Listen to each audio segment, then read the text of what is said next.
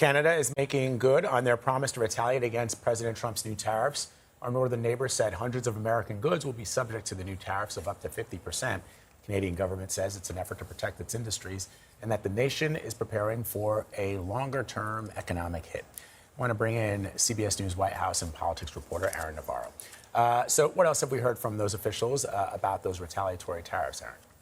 Vlad and Adriana, good to be with you. Well, Canada's Minister of Finance and Revenue, Francois Philippe Champagne, said that the White House asked too much of Canada during those trade talks and offered too little in return. He said that the retaliatory tariffs would range from 15 to 50% and hit about $20 billion worth of U.S. dollars of imports from America, and what he said would be matching the U.S. tariffs dollar for dollar. This would impact U.S. imports of steel, dairy, agricultural equipment, seafood ranging from salmon to trout to lobsters, toilet paper and video game consoles, a wide range of things that could be impacted.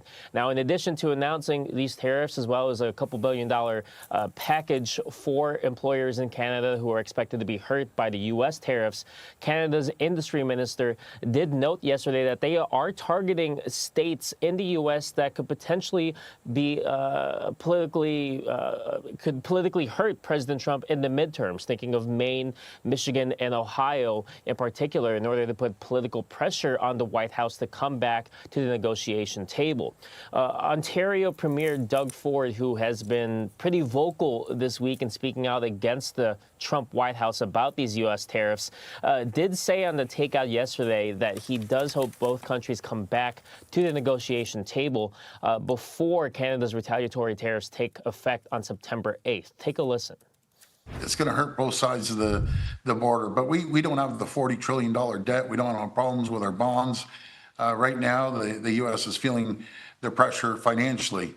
This was an unprovoked attack on Canadians, on our sovereignty. He keeps mentioning 51st state. No, that's not going to fly. So let's see how this plays out. Hopefully everyone comes to their senses and we have a fair deal for both countries. Now, for the White House, President Trump has been adamant this week that he believes Canada is, quote, ripping off the United States. On Truth Social yesterday, he said that the country is unreasonable and is the most difficult to deal with in terms of trade. He has also floated an additional 50% tariffs on all Canadian cars and steel imports starting on January 1st, 2027. U.S. Trade Ambassador Jameson Greer also said there are no trade talks planned currently between the U.S. and Canada. We'll see if that changes. All right, Aaron, thank you so much.